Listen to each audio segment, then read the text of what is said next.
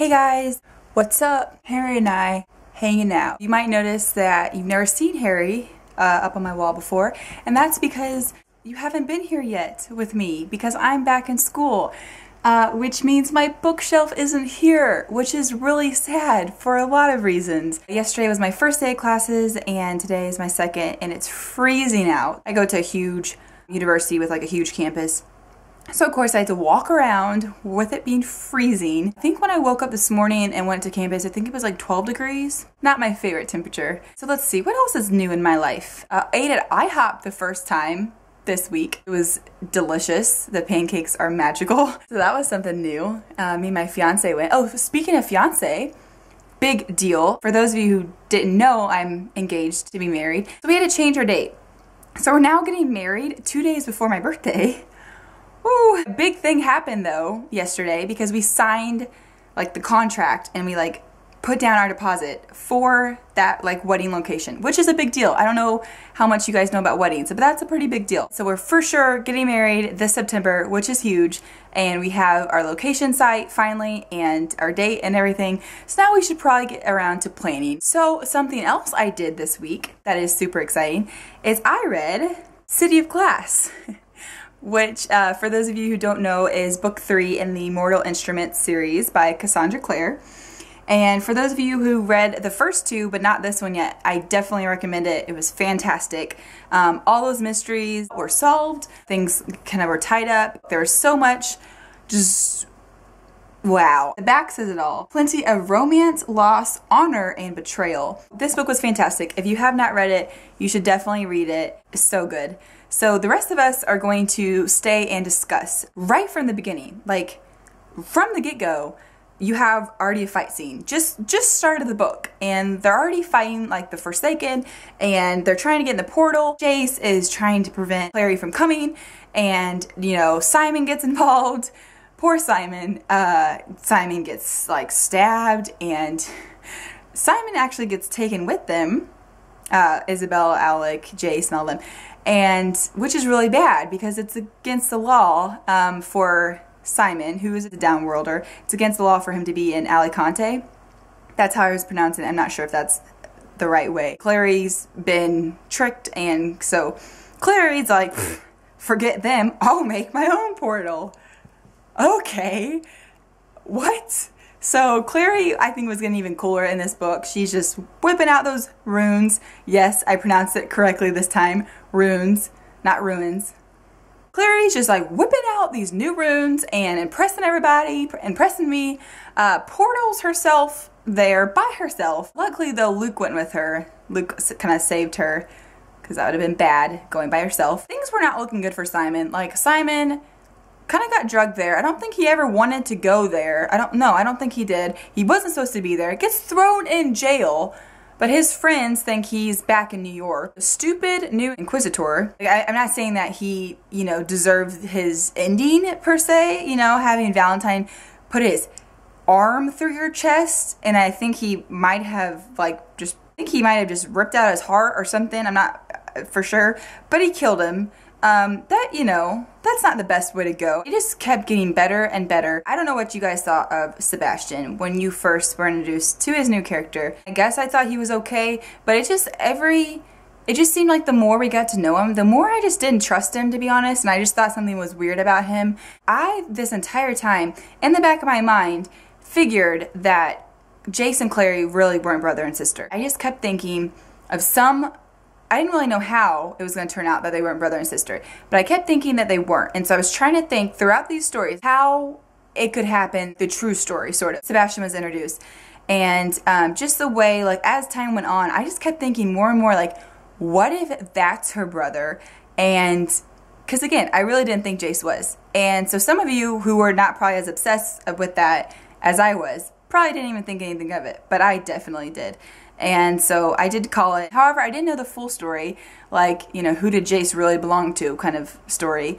I thought it was extremely interesting when you start to learn about the angel that was in the basement. What? Oh my gosh, like Valentine is so, I don't know if I realized how corrupted he really was until you find the chained up angel in the basement. So wrong on so many levels. He's supposed to be a shadow hunter. He's supposed to have angel blood in him. He's supposed to be defeating demons. That's like all he's meant to do. I really enjoyed the part where Jocelyn explained her side of the story and what really happened. Totally just cleared everything up, and I just, you know, because I'd been wondering for so long. I'd been wondering, I'd been confused. I finally understand. I'm so glad that Jace and Clary, in her own way, both were the ones that were getting like the angel blood, and it was Sebastian or Jonathan who actually was getting the demon blood. And it did explain it really well. Find out Jace's real dad was Stephen, the Inquisitor's son who died. I thought it was super gross that Valentine like took Jace out of his dead I mean, that was just... I really like Clary's character. I feel like she's growing on me even more. It was super cool when she made the Alliance rune and she kind of joined the Shadowhunters and the Downworlders together. I thought that was awesome. It was such a great idea. It wasn't completely her idea. I mean, the angel was helping her and stuff. But I just really like that scene. And actually the fight scene wasn't very long. I mean, we got to see from Simon's perspective for a little while, but it actually was more about Clary and Jace and Valentine down by the lake. Before that happened, I couldn't believe how much Simon's grown, like how much he walked to the vampire like clan and pretty much gave himself up because he knew it was going to be better for the vampires. For Clary, he wanted them to be a part of it. He didn't want them to be enemies of like the Shadowhunters, aka like Clary. I'm so glad she gave him that mark, which was such a good idea. Like, so smart, so brilliant. The fight with Sebastian and Jace like killed me. I was freaking out the entire time. Sebastian is such a... I can't stand him. They said at the end, whenever Jace killed Sebastian, they said they never found his body. That makes me remember back to when Simon was talking about like how you can't ever think your enemy's dead until you see the body. They know Valentine's dead. They burned him. However, Sebastian... No, I think he might still be alive, but I don't know. The part by the lake was incredible. I couldn't believe that. I felt like everything was gonna end, and it was just awful. And then the angel just pops up and is like acting like, why would I help you, Valentine? Like, I'm not stupid. Like, look what you did to my brother, the angel in his basement. Yeah, go angel. Like, you tell him. You don't help him. You don't help people like him. That's right. And I was so excited, and Clary had put her, like, changed the rune, so she was the one that actually got to ask, you know, like the favor sort of from him. And by the way, I didn't really catch on right away that Valentine had died. I was like, wait, I mean, even though they said it was like a fist-sized hole through his chest when the angel spit like the fire bullet thing at his chest and killed him. I couldn't believe that because it just happened so quick. No, there's so many of them, so I guess I just assumed that Valentine continued on. Like, there's usually some sort of enemy. In the Harry Potter series, Voldemort is there in all the books. He's there. He's the bad guy, sort of.